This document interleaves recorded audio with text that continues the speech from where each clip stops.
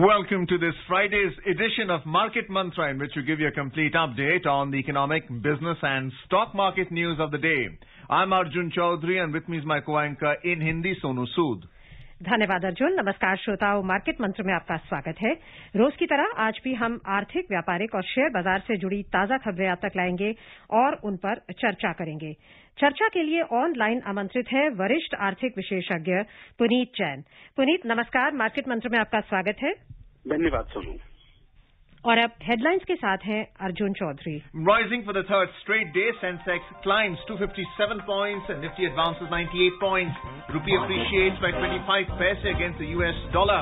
India's credit rating would be retained at the current level for the next 2 years, says S&P Global Ratings, and India likely to breach its fiscal deficit target, forecast Fitch Solutions. लगातार तीसरे सत्र share बाजारों में Sensex 257 अंक बढ़ा, Nifty में 99 अंकों की वृद्धि आई, रुपया डॉलर के मुकाबले 25 पैसे मजबूत हुआ। भारत की क्रेडिट रेटिंग अगले 2 वर्षों के लिए मौजूदा स्तर पर ही बनी रहेगी, कहा S&P ग्लोबल रेटिंग्स ने।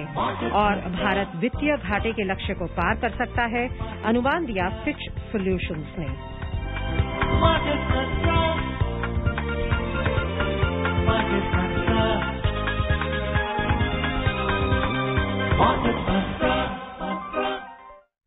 शेयर बाजारों में लगातार तीसरे दिन वृद्धि दर्ज करते हुए बंबई शेयर बाजार का सेंसेक्स 0.5% की तेजी से 257 अंक बढ़कर 49,206 पर बंद हुआ। नेशनल स्टॉक एक्सचेंज का निफ्टी 0.7% की बढ़त से 98 अंक ऊपर 14,823 पर बंद हुआ। व्यापक बाजार की बात करें तो बीएसई मिड कैप सूचकांक में कोई खास बदलाव नहीं हुआ, हालांकि स्मॉल कैप सूचकांक 0.2% बढ़कर बंद हुआ। At the stock markets, rising for the third straight day, Sensex at the Bombay Stock Exchange climbed 257 points, or 0.5%, to close at 49,206 today. Nifty at the National Stock Exchange advanced 98 points, or 0.7%, to 14,823. In the broader market, the BSE Mid-Cap Index ended flat, while the Small Cap Index gained 0.2%. Among sectoral indices on the BSE, the Metal Index was a leading gainer, shooting up to 5.3%. The Basic Materials Index advanced 2.1%. The Telecom Index added 1%. Power Index climbed 0.9%. Realty, Oil and Gas and Utilities indices rose 0.8% each. And the Finance Index moved up 0.7%. Among the declining indices, the Consumer Durables Index fell 0.4% and the Capital Goods Index shed 0.1%. Company परिणामों में housing development finance corporation HDFC ने सूचना दी है कि पिछले वित्त वर्ष की चौथी तिमाही में कंपनी का शुद्ध लाभ वार्षिक आधार पर 42% के उछाल से 3,180 करोड़ रुपए दर्ज हुआ। HDFC बोर्ड ने इस वर्ष मार्च को समाप्त वित्त वर्ष के लिए प्रति शेयर 23 रुपए के अंतिम लाभांश को मंजूरी दे दी है। उधर रुपए की बात करें तो अंतर बैंकिंग विदेशी मुद्रा बाजार में रुपया डॉलर के मुकाबले 25 पैसे मजबूत हुआ और $1 की कीमत 73 रुपए 51 पैसे दर्ज हुई। जैसा हम मनी मैटर्स में बात कर रहे थे पुनीत जी, लगातार तीसरे दिन तेजी आई है शेयर बाजार में। क्या लगता है आपको, क्या कारण है इस तेजी के पीछे? एक हम रुपए में भी उत्साहजनक रिजल्ट देख रहे हैं, जो हमारे पास कंपनी रिजल्ट आया है वो भी अच्छा है। सो कैसे देखते हैं आप स्थिति को? सोनू, देखिए, यदि हम आर्थिक नजर से देखें मौजूदा स्थिति को, हालांकि हम जानते हैं कि कोविड-19 की स्थिति को लेकर बहुत चिंताएं बनी हुई हैं सभी को, लेकिन यदि आर्थिक नजर से देखें विश्व की हम जो स्थिति को, तो विश्व में जो आर्थिक गतिविधि है वो काफी जल्दी वो नॉर्मलसी की तरफ जा रही है। तो जितना डेवलप्ड वर्ल्ड है, यूएसए की बात करें, यूरोप की बात करें या जो दूसरी डेवलप्ड इकोनॉमीज हैं वहां, और चाइना की बात करें, तो वहां पर हम देख रहे हैं कि इकोनॉमिक एक्टिविटी काफी तेजी से बढ़ रही है।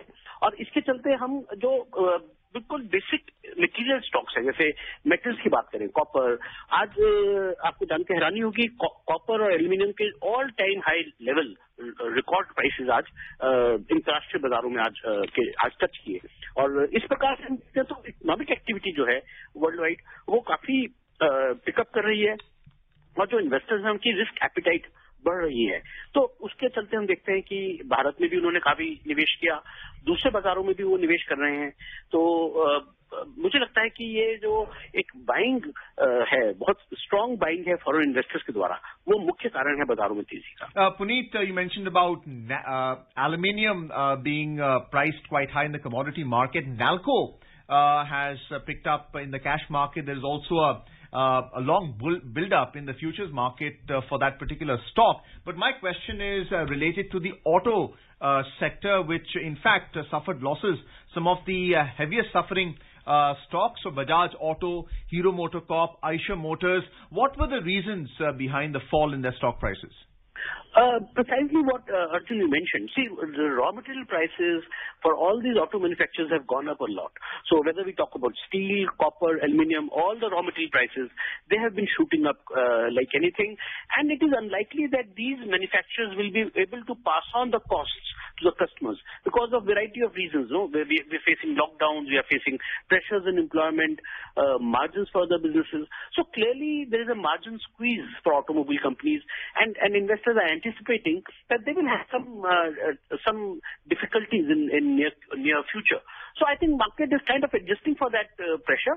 However, I think long term automobile stocks will be linked to the broader economy. So if the economy does better, if economy picks up post this pandemic fears, then I'm sure automobile sector stocks will also pick up. But for the time being, they are under pressure. Puneet जी, आपने अभी कहा था कि एफपीआईज फिर वापस लौट आए हैं बाजार में, लेकिन अभी जो एक डेवलपमेंट हुई है कि US treasury secretary Janet Yellen ने कहा है कि वहां पर ओवरहीटिंग को यूएस में रोकने के लिए शायद इंटरेस्ट रेट्स बढ़ाने पड़े। जब भी कभी ऐसा होता है, एक क्वांटिटेटिव ईजिंग का दौर चल रहा होता है या लो इंटरेस्ट रेट्स का, और जब इस तरह की अगर कोई कदम उठाया जाता है, जैसे हमने 2013 में देखा, जैसे हम टेपर टैंट्रम कहते हैं, आपको अभी ऐसा लगता है कि अगर ऐसी स्टेटमेंट्स और आई तो इस तरह का कुछ रिएक्शन आ सकता है बाजारों में? देखिए, अभी जो स्टॉक मार्केट को लेकर सबसे बड़ा थ्रेट मैं कहूंगा, जो बुल मार्केट है सबसे बड़ा थ्रेट है, तो वो हायर इंटरेस्ट रेट ही उसके लिए सबसे बड़ा थ्रेट होंगे। और हायर इंटरेस्ट रेट आएंगे जब इकोनॉमी में बहुत इन्फ्लेशन होगा। तो क्लियरली ये बात साफ है कि इन्फ्लेशन का थ्रेट तो काफी है इकोनॉमी में, क्योंकि प्राइसेस हम देख रहे हैं बढ़ रहे हैं। लेकिन मेरा अनुमान है कि ये अभी कम से कम कुछ महीनों तक, एटलीस्ट नेक्स्ट 2 और 3 क्वार्टर्स, शायद बहुत इन्फ्लेशन का रेट ज्यादा ना हो और इंटरेस्ट रेट्स बढ़ने का भी मौका ना आए। तो मुझे लगता है कि higher interest are definitely a threat to the bull market, लेकिन दैट इवेंचुअलिटी इज एटलीस्ट 8 और 9 months अवे। तो यदि ये पेंडेमिक की जो भी चिंताएं हैं थोड़ी सी कम होंगी तो बाजार और गति पकड़ सकते हैं, क्योंकि सेंट्रल बैंक जितने भी यूएस फेडरल रिजर्व है या रिजर्व बैंक ऑफ इंडिया है, ये भी लिक्विडिटी कंडीशंस को इजी रखेंगे to support the economy. Puneet, we also getting a feed specific to FPI participation regarding HNIs, the high net worth individuals, and they're using different types of vehicles to invest in our equity markets. They're called alternative investment funds, which are basically your hedge funds and your private equity funds, but they're also investing in real estate investment trusts and the infrastructure investment trusts. They're using all these alternative vehicles to invest in our market because of arbitrage. Could you shed some light on their activities specifically in our market?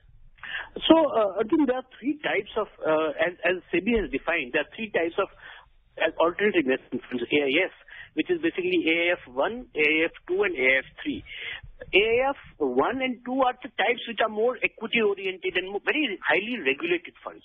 So they are either funds which are registered in USA or Europe or highly regulated markets. AIF3 type of funds are basically hedge funds, which are allowed to invest in any kind of asset that they want, and there the regulation is not that stringent. Although India has permitted these kind of funds now to do more activity in India, and they have been investing very largely in real estate, in not derivative products. We have, over the past 5-6 months or about a year, we have seen some 3 or 4 very large global funds come into Indian markets, not only in Indian stock markets. They have invested in real estate substantially. In fact, FIIs are today one of the largest investors in Indian real estate. So clearly, I think this kind of money, which is more, I would say, risky money or hot money, that is coming into India. To some extent, it is welcome because it provides liquidity to local markets. But yes, these funds have been very major participants, and mostly we have seen this money flow into commercial real estate. That is where we have seen the REITs, the real estate investment trusts, and InvITs that you referred to. These alternate investment funds have put in substantial money into these InvITs and REITs. Puneet, अगर हम एक और investment category की बात करें तो retail investors आपको लगता है कि इस वित्त वर्ष में भी इम्पोर्टेंट बने रहेंगे? बिकॉज पिछले वित्त वर्ष में रिकॉर्ड न्यू डीमैट अकाउंट्स खोले गए FY21 में 1.42 crore and that was 3 times the number of accounts opened in the previous year. So आपको लगता है कि इतनी जो रिटेल पार्टिसिपेशन हमने देखी पिछले वर्ष वो अभी भी बनी रहेगी? सोनू, बिल्कुल. मुझे क्या लगता है कि जो हम देख रहे हैं ट्रेंड्स मार्केट में, रिटेल पार्टिसिपेशन बढ़ती जा रही है स्टॉक मार्केट्स में. ये एक वेलकम ट्रेंड है. ऑल्दो रिटेल इन्वेस्टर्स काफी बड़े पैमाने पे म्यूचुअल फंड में पैसा लगाते हैं और म्यूचुअल फंड्स में पिछले अब कुछ समय के बाद दोबारा से हम देख रहे हैं पॉजिटिव फ्लोज शुरू हुए हैं. लेकिन retail participation direct stock markets में काफी बढ़ रही है. और पर आप ये देखेंगे कि ज्यादातर जो ये पार्टिसिपेशन रहती है रिटेल इन्वेस्टर्स की, वो मीडियम एंड स्मॉल कैप्स में रहती है. लार्ज कैप्स में usually they participate through mutual funds, और जब भी वो डायरेक्ट इन्वेस्टमेंट करते हैं तो mid caps and small cap stocks में करते हैं. और हम पिछले दिनों जो ट्रेंड देखा है कि mid cap and small cap stocks और उनके इंडिसेस जो है वो अच्छा परफॉर्म कर रहे हैं, बल्कि वो लार्ज कैप से थोड़ा बेहतर रिटर्न्स दे रहे हैं अभी. तो मुझे लगता है because of this positive trend और उनको अच्छा रिटर्न मिल रहा है इन्वेस्टर्स को, तो ये रिटेल पार्टिसिपेशन जो सीधी स्टॉक मार्केट में है अभी शायद वो बनी रहेगी. और मुझे लगता है कि आने वाले कुछ समय तक ये ट्रेंड ऐसा ही रहेगा.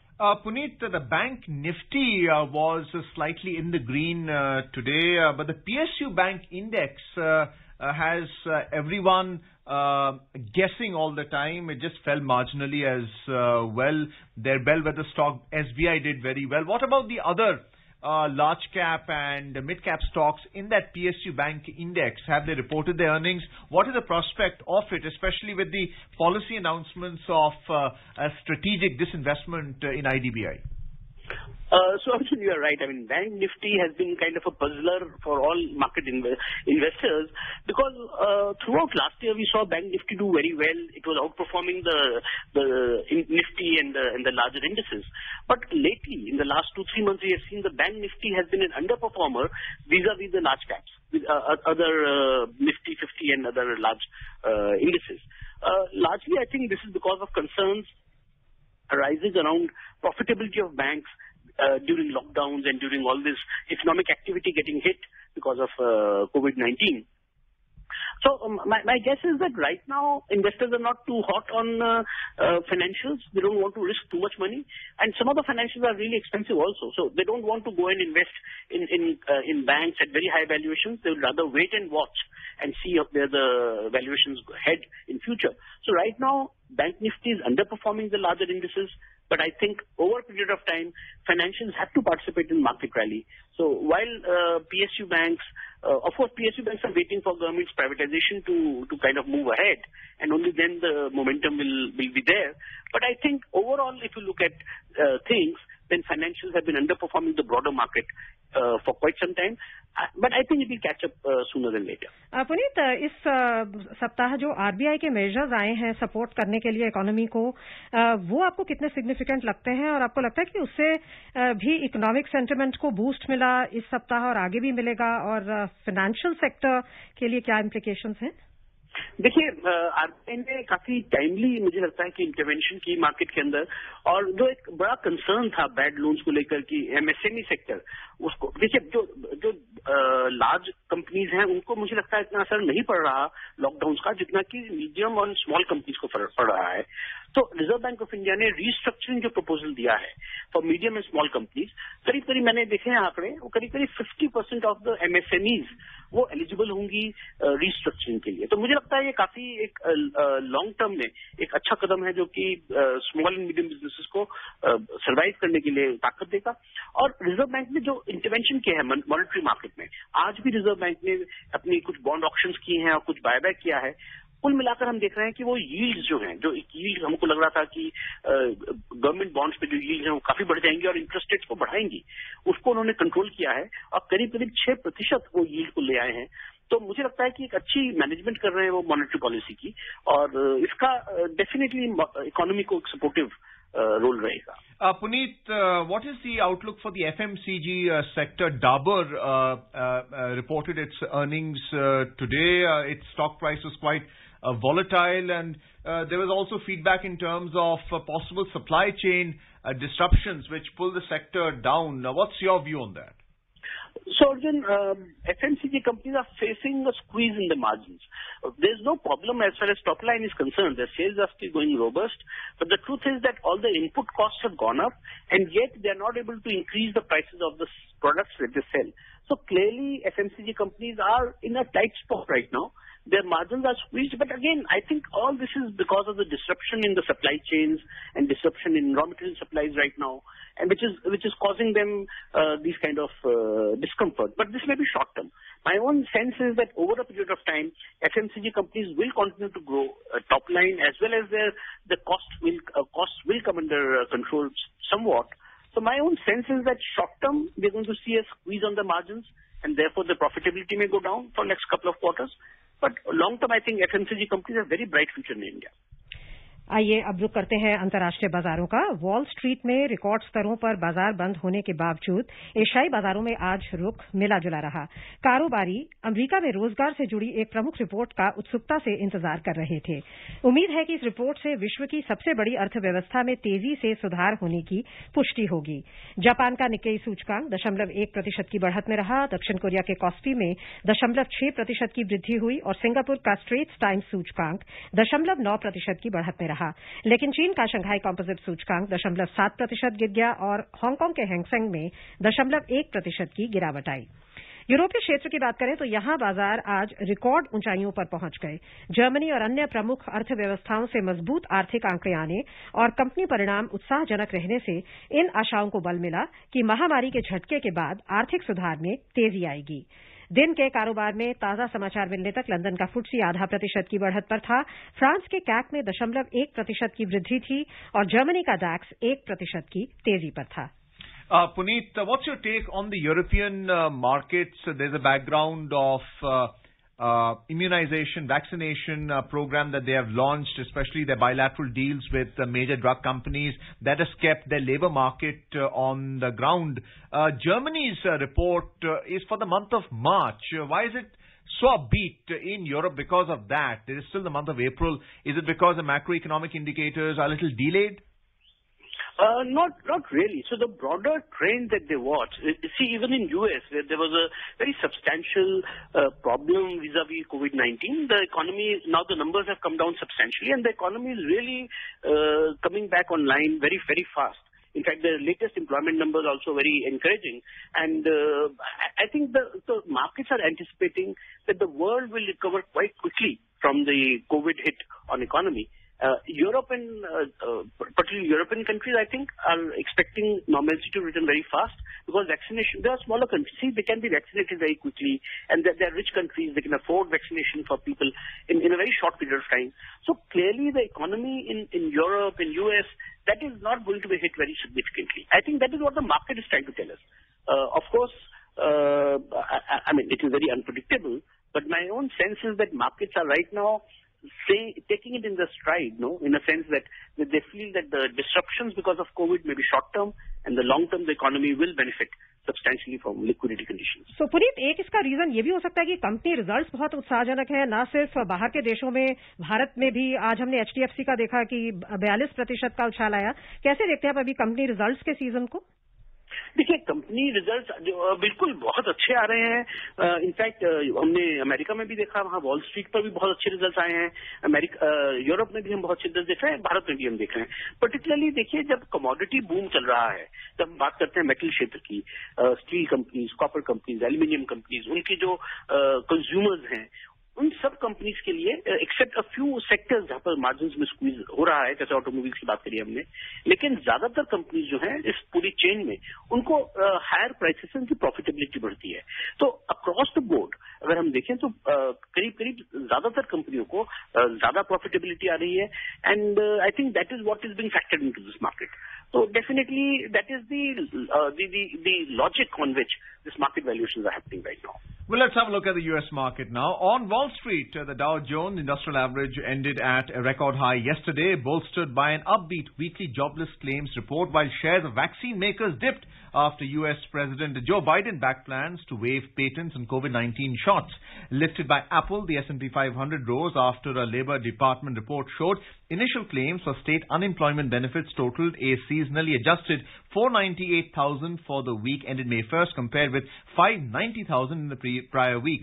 Pharmaceutical companies dropped after the White House said Biden made the decision to back a proposed waiver for COVID-19 vaccine intellectual property rights. Shares in Pfizer, Moderna and Novavax, all involved in the making of COVID-19 vaccines, fell. Johnson & Johnson was nearly unchanged. The S&P 500 healthcare sector index slipped, while the Nasdaq Biotech index also dropped. So the Dow Jones Industrial Average climbed 318 points, or 0.9%, to end at 34,549. The S&P 500 gained 32 points, or 0.8%, to 4,202. And the Nasdaq Composite added 50 points to 13,633. Puneet, what's your view on this patent waiver decision by President Joe Biden? Clearly, it's had an impact on their pharmaceutical stock prices in their local markets. But the feedback here from the drug manufacturing companies is that it takes about 6 months to create a factory system for these vaccine manufacture. Do you see MSME startups taking advantage of this IP relaxation? So, Arjun, you're right. I mean, at two levels, we can look at this decision. One is, of course, some American companies and overseas companies may see their profitability dip a little bit because others in the world can manufacture and there'll be patent waiver for these vaccines. And like you said, it takes about 6 months to 9 months to set up a factory, because vaccine production is a very high technology process. It is not something that you can manufacture like a normal pharmaceutical product. So clearly, but I think it is a very, very welcome step, because it will lead to production of vaccines on a mass scale. It will bring down the cost of production also, and make vaccines available to everybody. See, the long-term benefit for the world economy is huge. If there is normalcy vis-a-vis people's health, then the world can go back to its normal ways of doing business. So I think in the short term, it may mean a little bit of lower profits for some companies, but I think at a global scale, it will mean a huge pickup for companies across the board. Puneet, in fact India और South Africa ने October 2020 में ये propose किया था IP waiver for mass manufacture of vaccines and drugs for COVID. आपको लगता है वो एक फार साइटेड सजेशन थी जिस पर कुछ एक्शन लिया नहीं गया, लेकिन अब विदाउट वेस्टिंग एनी टाइम ये डिसीजन लेना चाहिए? क्योंकि अभी यूएस ने किया है, पर अभी बहुत सारी कंट्रीज हैं जो अभी नहीं कर रही हैं. देखिए, ये स्थिति बिल्कुल फ्लूइड है और बिल्कुल रोज चेंज होती रहती है. एक समय ऐसा था जनवरी फरवरी में, जब सारा विश्व ये समझ रहा था कि देखिए पेंडेमिक का अब अंत हो गया है और शायद इसकी जरूरत नहीं पड़ेगी, या वैक्सीन में भी लोगों को हेजिटेंसी थी. आप देखिए, शुरू में लोगों ने वैक्सीन नहीं लगवाई क्योंकि उनको लगता था इसकी जरूरत नहीं है. तो एक बहुत ही फ्लूइड सिचुएशन है, डेवलपिंग सिचुएशन है. मुझे लगता है ये फैसला जल्द से जल्द अब लिया गया, अच्छी बात है, और इसका इम्प्लीमेंटेशन होगा तो definitely by towards the end of this year I think इसका हम काफी बड़ा इम्पैक्ट सभी देशों पर देखेंगे. Well, let's have a look at our second headline story now. S&P Global Ratings today said India's credit rating would be retained at the current level for the next 2 years, and the country will see a slightly faster pace of growth in the next couple of years that will support its sovereign rating. Speaking at a webinar, S&P Global Ratings Director Andrew Wood said in the moderate downside scenario, there would not be any major impact on the government's fiscal position. He added there could be an upside pressure on general government fiscal deficit forecast of 11% as revenue generation would be weaker, but debt stock would remain roughly stable, just above 90% of GDP. Wood further said India's rating remains stable on a BBB- rating. We do not expect there to be a change in the rating level over the next 2 years. Of course, there are going to be some near-term ramifications on India's economy stemming from the severe second wave of COVID-19 that may peep through into our sovereign credit matrix. How important is the government's ability to repay on its bond obligations? And right now it's just under 6% for the 2030 yield. Is that the metric they're looking at? So the yield that we're talking about, 6%, is on rupee bonds. Of course, government is always very comfortable paying interest or paying back principal on rupee bonds because they can print as much of currency, local currency, as they want. The real pressure for the government and the economy is really in terms of paying back on the foreign currency bonds. I think there we are very comfortable because we have foreign exchange reserves of almost $600 billion. So anybody who believes that India could face a credit crunch or lack of liquidity, I think that assessment would not be correct. S&P has quite clearly said that while there may be some downward revision to estimates on GDP growth, they remain comfortable with what is the fiscal situation. And also my own sense is that if you look at the way GST collections have been going up, the way direct tax collections happened last year, I think India's revenue situation is pretty okay. And we should not see a very substantial deterioration in India's fiscal position. So my sense is that we're going to see a stable macroeconomic conditions for the next couple of years. And within that, of course, we will see some tweaking in terms of liquidity, in terms of yields. But broadly, I think they're there. And as the rupee story that you read out, rupee is now back to 73.50. It was almost 75 just a couple of weeks back. So I think rupee's strength is showing that Indian economy is in fine fettle as far as short and medium term is concerned. Bharat की वित्तीय स्थिति से ही जुड़ी है अगली story. Fitch solutions ने आज कहा कि मौजूदा वित्त वर्ष में देश का वित्तीय घाटा लक्ष्य से अधिक रहने की संभावना है। ऐसा प्रमुख रूप से राजस्व में कमी के कारण है। सरकार ने मौजूदा वित्त वर्ष में राजस्व और खर्च के बीच अंतर यानी वित्तीय घाटे का लक्ष्य सकल घरेलू उत्पाद के 6.8% तय किया है। फिच सॉल्यूशंस ने कहा कि उनका अनुमान है कि इस वित्त वर्ष में भारतीय केंद्रीय सरकार का वित्तीय घाटा 8.3% होगा। पूरे सिचुएशन को देखते हुए अगर रेवेन्यूज में कुछ कमी आती है और एक्सपेंडिचर बढ़ता है वो हेल्थ केयर इन्वेस्टमेंट पर या मनरेगा जैसे वेलफेयर स्कीम्स पर, तो आपको लगता है कि क्या ये एक्सेप्टेबल होगा और सॉवरेन रेटिंग जो है भारत की उस पर असर नहीं पड़ेगा? देखिए सोनू, गवर्नमेंट ने 7%, रफली 7% ऑफ फिस्कल डेफिसिट का टारगेट रखा है। फिच ने ये कहा है कि 8.3% ये फिस्कल डेफिसिट हो सकता है। मुझे लगता है Fitch is being excessively conservative. ये जो फिस्कल डेफिसिट का लेवल रहेगा, मुझे लगता है 7% के आसपास ही रहेगा। और यदि हम ये मानते हैं कि जो कोविड सिचुएशन है ये अगले 1 महीने में या 2 महीने में सुधर जाती है, तो definitely there is no threat to government revenues. तो मेरा अपना मानना यह है कि एक उनका एस्टिमेट है ये, पर realistic situation on the ground is much better than what they have expected. Looking at the oil market now, Brent crude futures dropped 38 cents to trade at $67.71 a barrel. US crude futures dropped 46 cents to $64.25 a barrel. Puneet, very briefly, it appears that even though the prices fell in the futures market, the price for crude is still range bound. Yes, I think crude is now trading in a very narrow range, waiting for the next kind of a turn of events, so to say. I think the initial rush is now over and crude prices should gradually cool down. उधर दिल्ली सराफा बाजार में सोना 474 रुपए बढ़कर 47,185 रुपए प्रति 10 ग्राम पर जा पहुंचा। चांदी 1,050 रुपए के उछाल से 70,791 रुपए प्रति किलो दर्ज हुई। सोना मल्टी वीक हाईस पर है और चांदी में भी बहुत उछाल आ रहा है। क्या लगता है आपको, क्या वजह है? देखिए, अभी जैसे मैंने कहा कि रिस्क ऑन रैली चल रही है, मेटल्स में भी हमने काफी इन्वेस्टमेंट देख रहे हैं। तो ना सिर्फ कंजम्पशन बल्कि जो इन्वेस्टमेंट डिमांड है वो भी अब मेटल्स में काफी बढ़ रही है। उसी का असर है कि गोल्ड में वापस एक तेजी बनी है और लोगों ने उसको इन्वेस्ट करना शुरू करा है। It's part of the risk on rally that we are seeing across these assets. Puneet, बहुत बहुत धन्यवाद आज के कार्यक्रम में शामिल होने के लिए और इस बहुमूल्य जानकारी के लिए। धन्यवाद Sonu. And before we close, a reminder of the headlines. Rising for the third straight day, Sensex climbs 257 points and Nifty advances 98 points. Rupee appreciates by 25 paise against the US dollar. India's credit rating would be retained at the current level for the next 2 years, says S&P Global Ratings, and India likely to breach its fiscal deficit target forecast. Fit Solutions. And that's it in this edition of Market Mantra for now. Goodbye.